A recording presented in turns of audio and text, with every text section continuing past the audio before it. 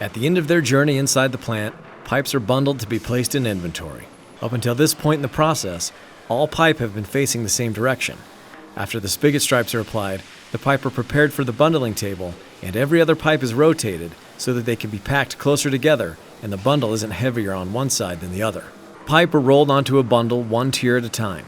Depending on the size of the pipe, a bundle is 3 to 4 tiers high. This is a manageable height and weight when placed on a truck for shipment. Each bundle equals half a truckload. High-strength banding is wrapped around each bundle and tightened into place, securing the bundle at each end. After the pipe has been bundled, it is placed in a climate-controlled storage area to allow the cement lining and seal coat to complete the curing process. It can then be placed into inventory, loaded onto a train, or truck for delivery.